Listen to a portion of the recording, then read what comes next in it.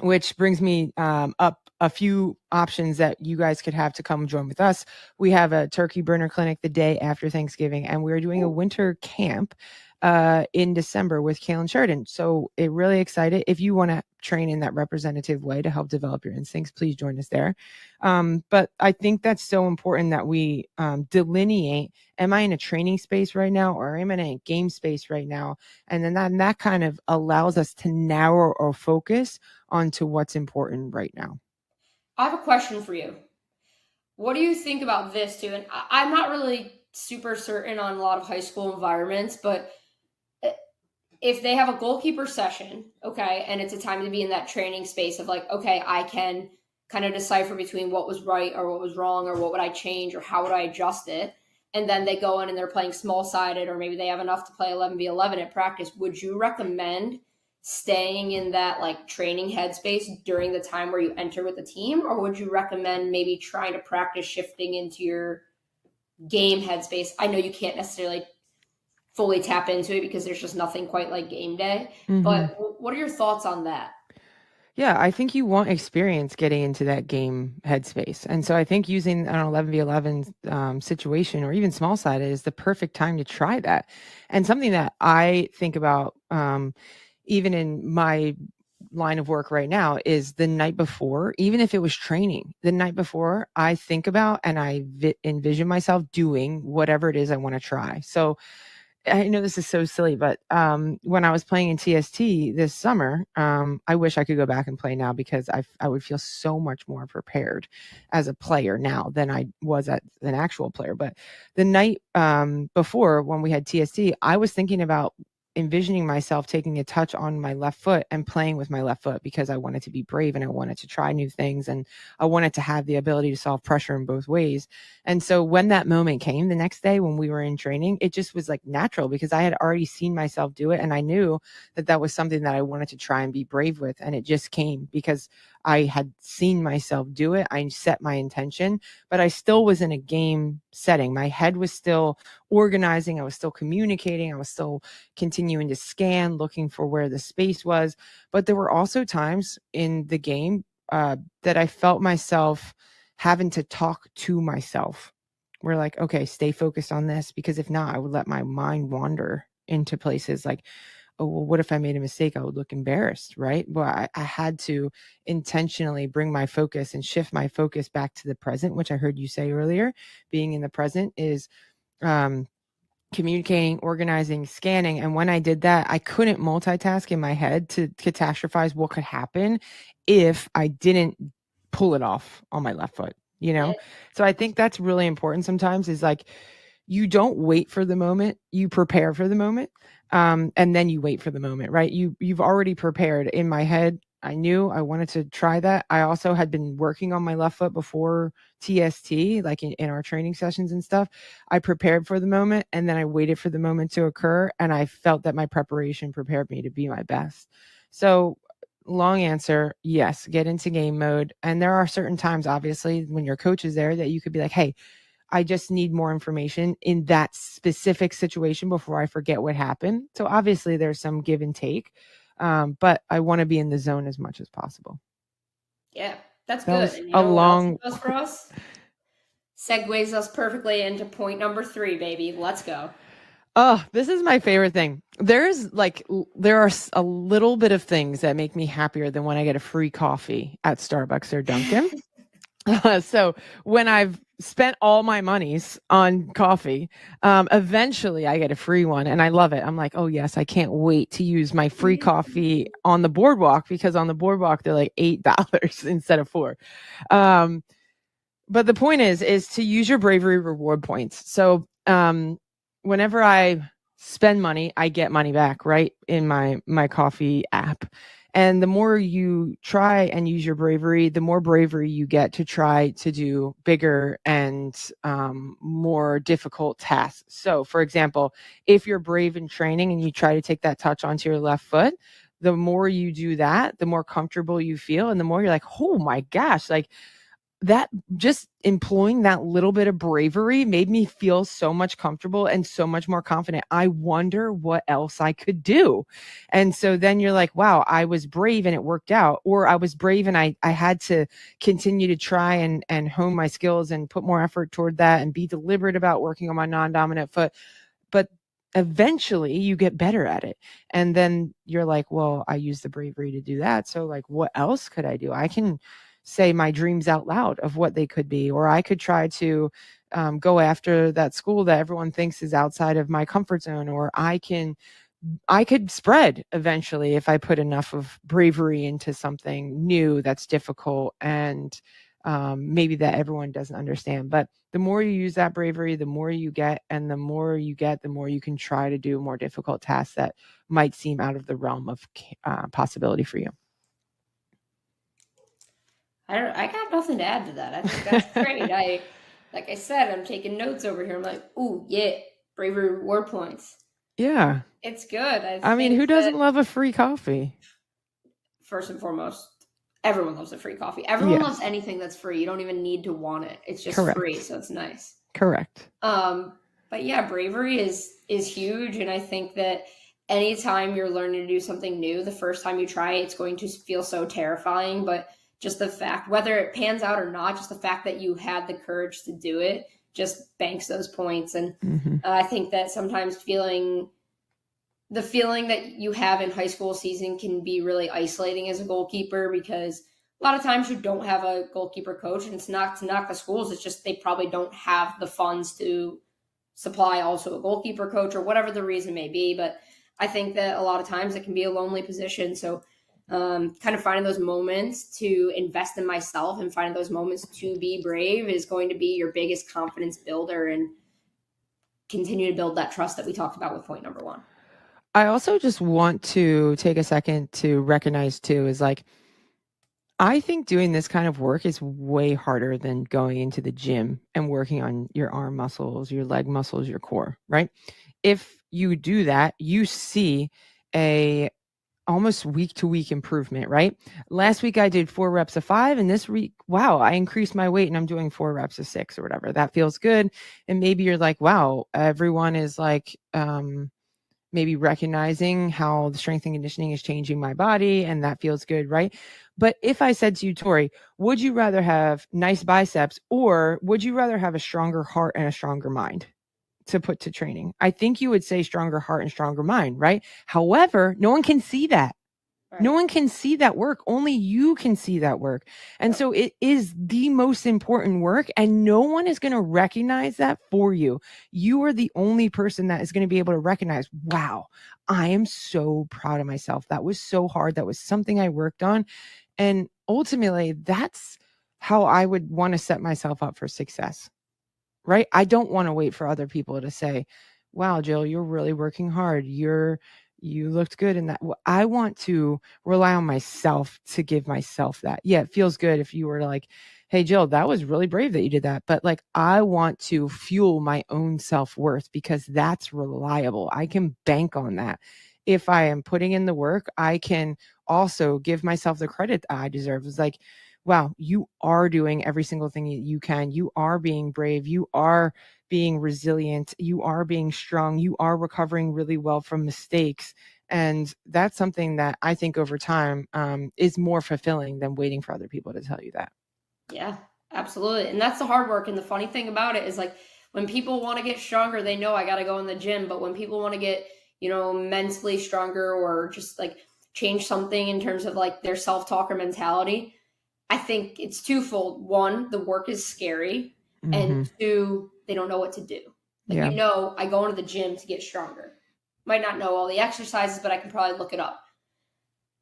It's a lot harder to be like, okay, I need to be, nicer to myself and figure out my self-talk during training so that I can be present and get the most out of it. It's a lot harder to look that up and know what to do. So I think that it's just being intentional about it, and maybe even finding someone who can help you with that side of it. For sure. And just a plug that Chris is going to be doing Bulletproof again, which is a 4-week course. It's an hour long for 4 weeks in November and December. It's incredible. And Chris is the best resource that we have at TKI, because I think the mental side is the most important aspect of goalkeeping. And all of you guys listening, you've been there, you've been alone before, you feel like you've let down other people, you feel like you've let down yourself. And having some tools to be able to manage pressure and mistakes, I think, is probably one of the most important aspects of what we do. Absolutely. All right, it's that time. Question of the day. I got a simple one for you. Oh, good. Favorite color Gatorade? Oh, the light blue, Glacier Freeze. Yeah. How about you? It's a tie. I like the dark blue or lemon lime. OG lemon lime. As a kid, I always had a red mustache, though. I was into fruit punch. Yeah, and to me now, that's just, but it's disgusting. The fruit punch does hit, though. Like I can't tell you that I don't grab it sometimes. I guess if it was the only one. Yeah. But purple should just be eliminated from life. I see. There we disagree. I like that light purple. Oh, that's gross. Yeah, I really like it. But they have a cucumber one now, and I think that can go. That's true. I agree. That belongs in a spa. I just don't like the idea of it, which is not right. It's not right to feel that way. That's for the spa. That is for the spa. Little cucumber over my eyes and in my glass of water. Exactly. All right. Are you ready for my question? I am. All right. Who from TKI do you pick for your 3v3 team? Like, we're playing 3v3 because, well... With no goalkeepers? You have to pick our staff members. Oh, can it be a player from TKI too? Has she worked at camp? Yeah. Sure. Okay. You have to take Kaylin Sheridan off the table. Fair. Okay. Super fair. Because if not, then that would be both our answers and it would be boring. Yeah. Welcome to the Keeper Institute podcast. My name is Tori Corsaro. I'm a strength and conditioning and goalkeeper coach here at the Keeper Institute and your host for today's show. The Keeper Institute is a unique goalkeeper training facility in New Jersey aimed at developing better goalkeepers and better people. On this podcast, we will be discussing all things goalkeeping, character development, and more.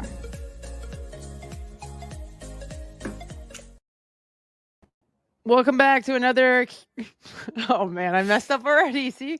Welcome back to another Keeper Institute podcast. It's just me, your host, Jill Loyden. Tori is not here today, but I am joined by the wonderful Maddie Prohaska, who is a goalkeeper at Auburn. But Maddie, I am so excited to have you on the podcast because I think there's a lot of people who are in a similar boat as you on this journey of learning and growing and developing. And I think after this week, you did something that was surprising to you maybe, or impressed you, but definitely impressed me. So I think that journey is one that a lot of people are going to be on, and your insight is going to be really helpful for those goalkeepers. So can you give us a little background on who you are and how you landed with us at TKI? Yeah, thanks for having me. First off, I'm really excited to just talk a little bit about soccer. But yeah, after my first senior year, thankfully COVID gives us a couple, but after my first senior year, after the SEC tournament in November, Jill actually thankfully called my head coach and just kind of, obviously, you know, Jill, she is really active in the SEC soccer and college soccer in general. So she kind of saw potential in me. I think maybe I didn't always see in myself, and just put her hand out and was awesome and gave me an opportunity to come up in December of 2023 just to see where I kind of laid against some professionals or people going into the professional landscape. And man, it was humbling, to say the least, only to realize that I needed a whole summer at TKI. And this past summer spent 8 weeks, a little over 8 weeks, kind of learning, coaching, and just honestly, more than anything, growing as a person, which kind of I think has developed me as a goalkeeper more than I would have expected. But yeah, that's kind of what the last 8-9 months have looked like with TKI. Yeah. So I've been having the pleasure of watching you play for the last few years since your little baby freshman year. And I actually called a game your freshman year when I saw you come off your line and I mean, it eventually ended in a red card. However, I was like, man, this girl's got some bravery in her, and she's obviously confident in herself. And throughout your career, I've watched you grow and watched you develop into a really talented goalkeeper. And last year I heard that you were maybe contemplating going pro, and I reached out to your head coach and I was like, hey, do you want my unsolicited opinion? And she was like, yeah. So I had a conversation with you and I was like, hey, just come, like, kind of see where you fall in line. Like, I think we can help you. I really think you have a lot of potential, that you're a great goalkeeper, but I think we can help you. Because, like, in my experience, it is so difficult for a young goalkeeper to transition to the NWSL and immediately play games, right? So sometimes that extra year of college is really helpful because then you get an extra 20, 25 games, right? Yeah. And you ended up coming here, and I loved working with you. It was so brave, and you were so open and so willing. And I was like, okay, I invited you to be like, apply for the internship. Like, meanwhile, I'm like, Maria, if she applies, then she's getting it. And thank God you decided to, because it was such an incredible experience being able to work with you this summer for 8 weeks and do life with you. And I think more than any other intern we've had has like truly challenged me, asked so many questions, both in training, outside of training, about coaching. And you could just see your hunger to learn and grow. And in the beginning, though, it wasn't always easy, right? Because we have different methods. We train a little bit different than the traditional goalkeeper training. And our methods are a little bit more progressive. And it's difficult in the beginning. And in the beginning of your internship, you could see a little of the frustration that you endured. So in the beginning of your internship, and even maybe beforehand, what was your apprehension or maybe hesitancy to train this way or to play this way? Yeah, I think the biggest thing is I came in with an awareness that it was going to be hard, which I don't think helped me at all, because I still was like struggling, which is just so wild how even if you're prepared for a challenge, or even if your mindset is like, this is going to be exactly everything I've never done before, it still is going to challenge you in ways you haven't experienced before. And I think the biggest apprehension is coming from not even just my college environment, but growing up always being going through the cones and catching the ball. Obviously, that's a 101 of how to catch the ball, quotes. And you can learn to catch in that environment. But what is so different about TKI and what I never expected is how the ability to do hard things or things you haven't been able to do before in a hard environment. There isn't a breaking down, let's catch the ball, and then let's learn to dive and catch the ball, and then let's learn how to do it with people in front of you. It's let's put people in front of you and challenge you from the beginning and learn from those experiences that are real and live, and let's grow from there. Instead of breaking it all the way down to the very bottom and building back up, it's kind of a good trial by fire. And I think the most important part about having trial by fire is having an environment where you feel safe and an environment where people are going to support you. And I think from the apprehension side is doing hard things is scary. And what I learned throughout the first couple weeks, though, is that the people around you are going to make it less scary. It's not you getting the skill that makes it less scary. It's the people that are supporting you and challenging you and loving you and making you feel safe to fail is more so where you're going to grow and when you're going to learn more about yourself and kind of where you kind of are in that position. Yeah, for sure. What do you think it required of you? Because I think our environment, like you said, is different and it's supportive. But what did it require of you? Like, what did you intentionally bring to training with you every day?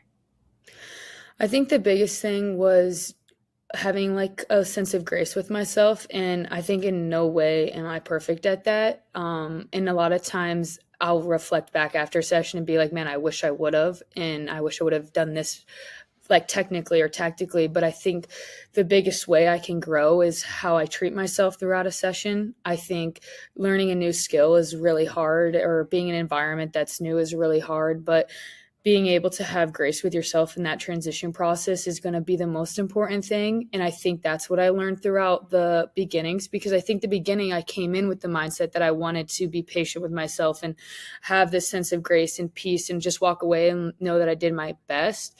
But as a high level goalkeeper, that's not always easy because you're like, I want to like be the best too. I don't want to just do my best. So I think after a couple of weeks, it was kind of learning how to walk away from a session and be like, yeah, that was a hard session, but I never gave up on myself. I put myself in positions to push myself, and I failed, but I also learned through that failure instead of putting myself down through that failure.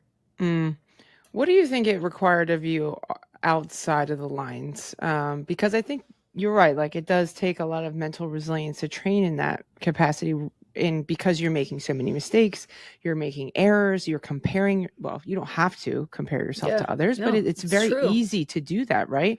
So like before training or after training or on days off or whatever, rest days, any day, like how do you feel like you prepared to succeed in that environment when you weren't here?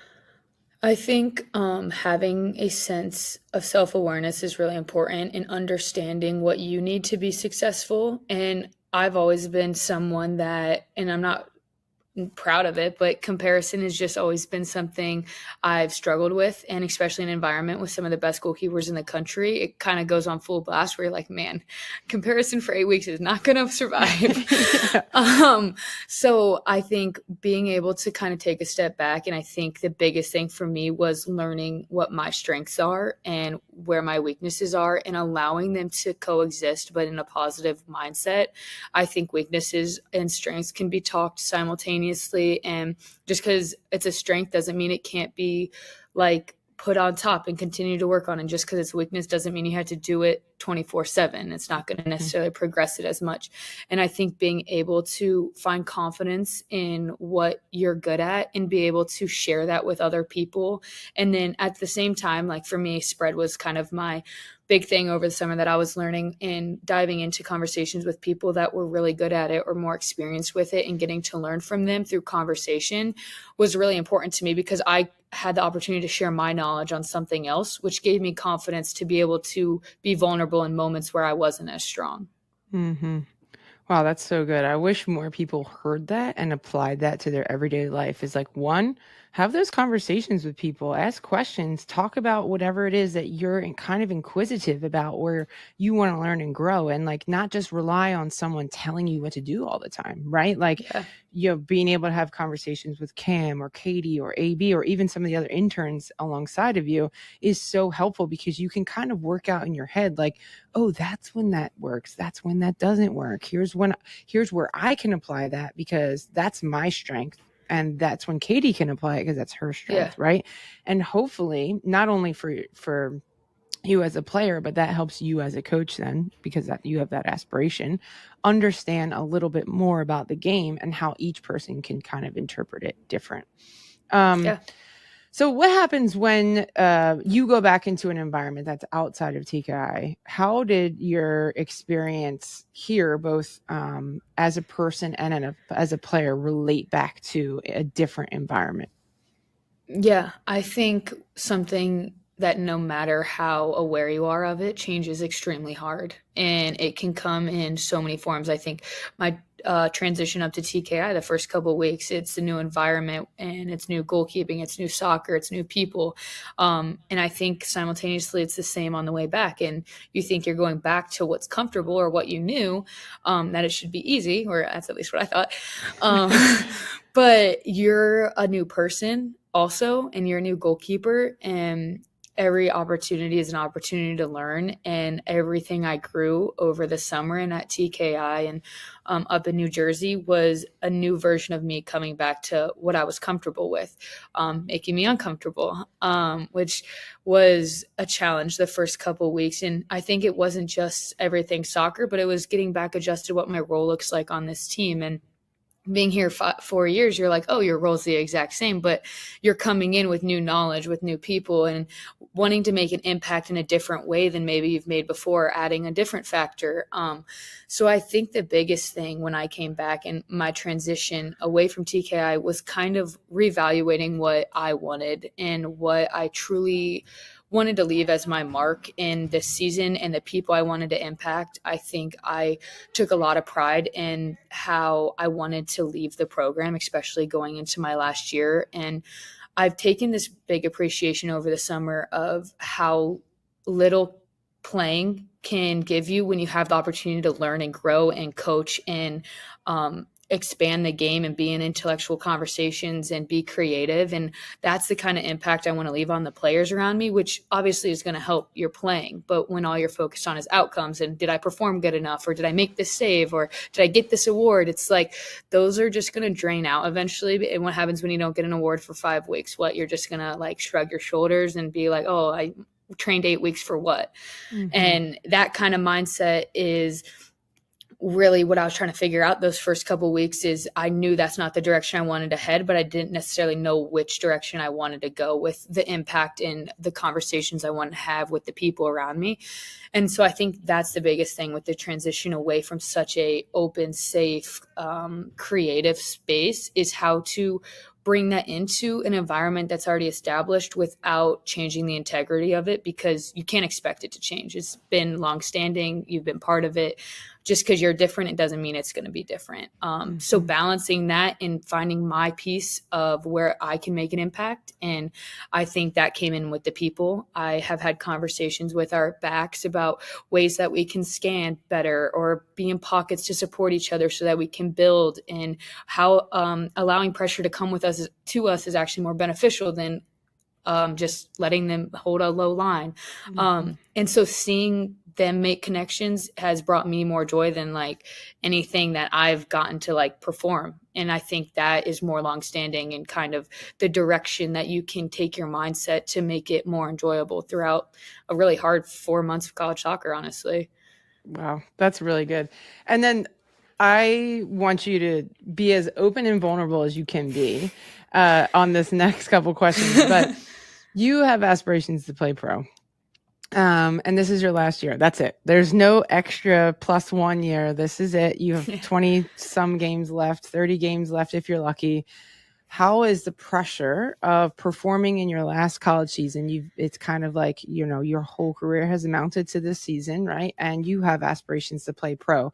How are you managing that external pressure? Yeah, I actually really don't feel pressure that often.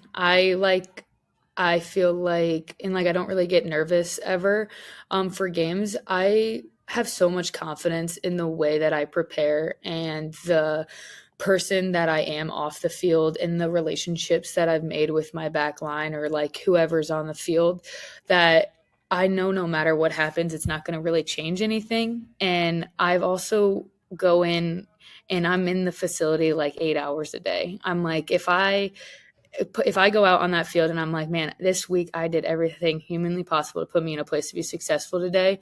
I'm not saying I'm not going to walk off the field sometimes like pissed or mad that something happened, but the next day I can wake up and be like, you know, like I did what I could. Like I am putting myself every day in a position to be as successful as possible.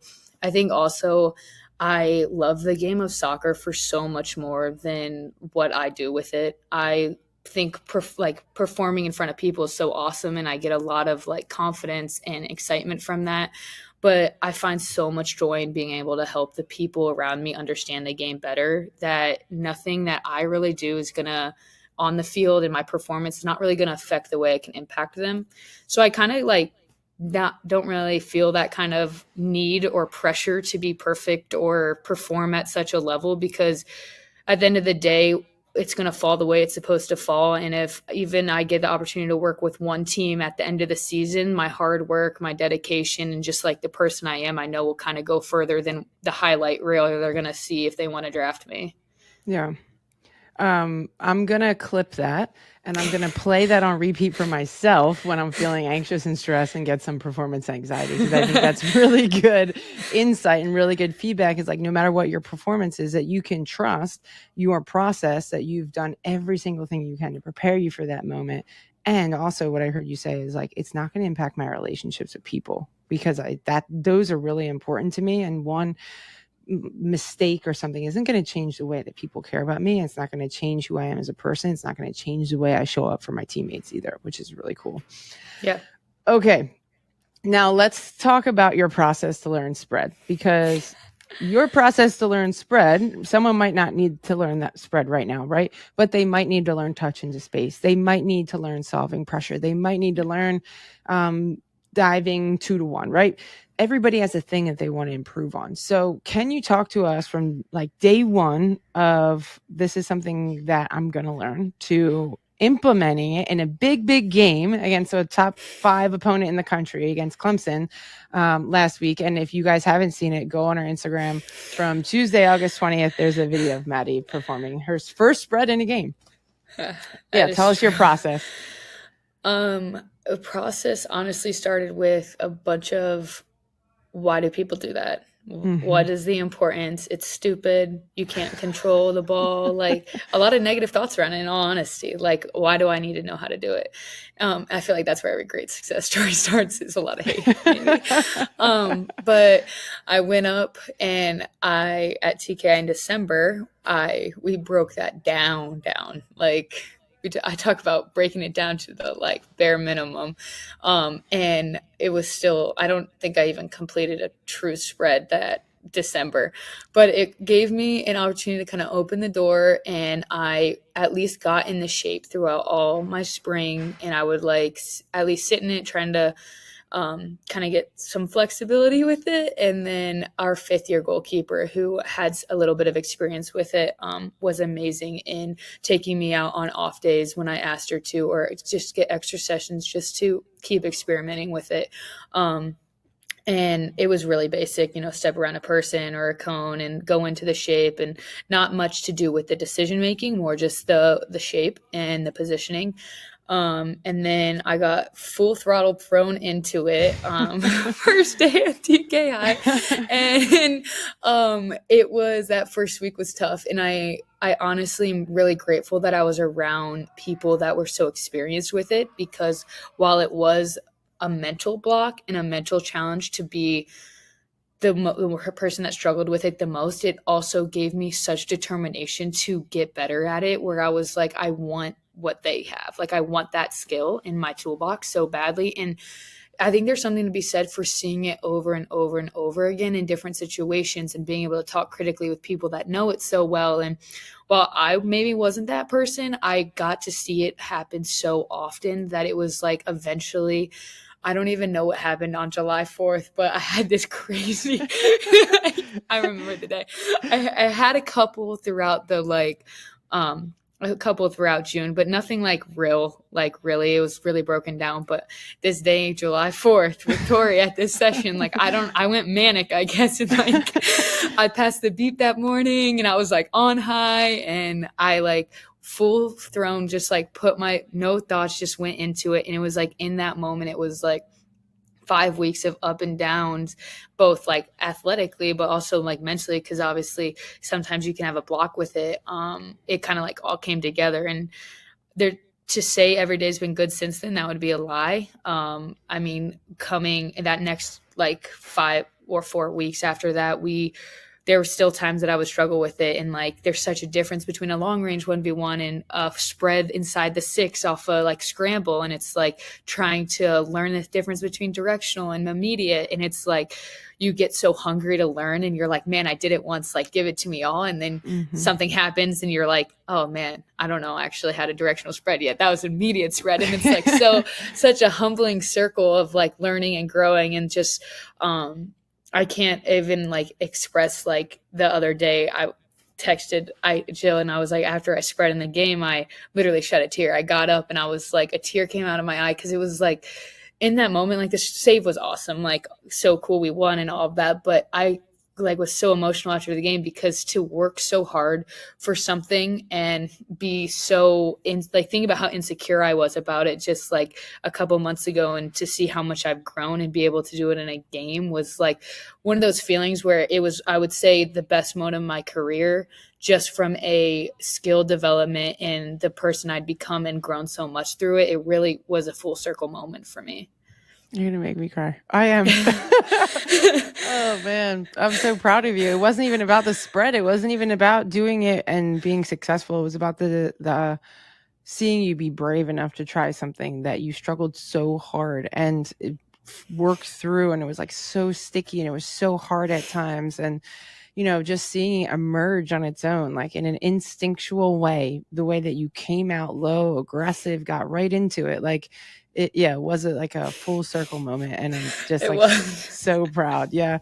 I mean, you did it at the IGCC, and I remember everyone being like, oh crap, she did it. What? Maddie spread. Like everyone went wild, right? Like, and yeah, I just think that example to me was such an illustration of what you're capable of. And also hopefully for you, your main takeaway isn't necessarily about the spread. It's wow, I really can do anything that I want with this sport in this game. I can learn anything. I can grow in any capacity. I really it's unlimited what I can still learn and still be curious about, and still how I can improve and develop my game, even though you're one of the best goalkeepers in the country. Yeah. I think that's when people get burnt out, is they don't realize the capabilities that not even themselves, but the game has to offer.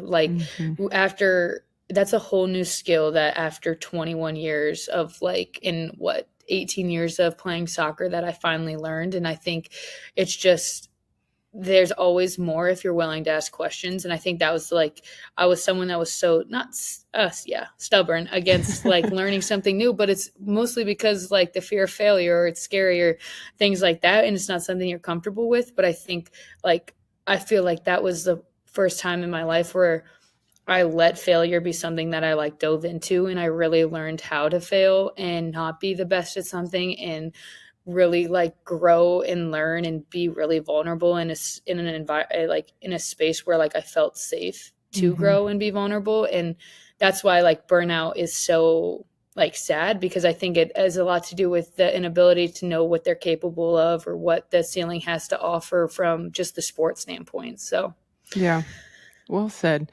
I was just talking to someone about that the other day, how coming to training really is the one, well, not just training, but just playing goalkeeper is the greatest act of vulnerability, because you have to show up every single day not knowing what could happen. You could be the GOAT, or you could also be, the reason why your team lost if you make a mistake, but also just showing up every day and being in this specific environment where you're not asked to be 10 out of 10 all the time. We expect everyone to fail when they come to training. And so it's a complete act of strength, and also vulnerability to show up every single week and ask for help and ask for assistance, and say, hey, I'm really struggling with something, and I'm willing to try it in front of my peers and in front of you, even though I don't fully feel like I've mastered it. But yeah, I think that's something that we don't give ourselves enough credit for. Anyway, we can talk about that another day. All right. Last thing I have to ask you is what is your greatest piece of advice for a young goalkeeper? Well, there's a lot that come to mind, but I think the biggest one is, it's funny, you talked a lot about growth and curiosity, or we've talked a lot about it throughout this podcast. And those are two things that I value so much. I ask a million trillion questions probably, and I probably sometimes over ask questions, and sometimes when they're the wrong times. But I think asking questions and being willing to hear answers that you haven't heard before, and asking more questions based on them. I think people will tell you to not ask questions, and people will tell you to just stop talking and do what you're told. And I think that's the moment that your growth takes a turn for the worst, unfortunately. I think the more questions you ask, the more opportunity you have to grow and learn. And that's really where you're going to find your passion for whatever it is. If it doesn't end up being goalkeeping, then whatever you love, ask questions and be curious. And the more you get to grow and learn, the more passionate you're going to be able to become with whatever you love. And I think finding that and finding that voice is very courageous, because there's so many coaches and mentors that will literally tell you to stop talking and do what I say. And you lose creativity, you lose who you are in that process, and you lose your love. And I think finding that confidence to ask those questions will, at the end of the day, make you stay in love with the sport and in love with the position. That's good advice. Maddie, thank you so much for sharing your journey, your story, what you're currently having struggles with, how you've overcome those struggles. Anybody who's interested in watching Maddie can check in on ESPN Plus. You have games every Thursday, every Sunday, SEC play. I have Maddie's games, which she doesn't even know yet. I have your game against Tennessee. Unfortunately, it is live from home, so I won't see you in person. That's really sad. But I still have your game. So make sure you guys tune into SEC. Give Maddie some love on social media because she deserves it. She's her.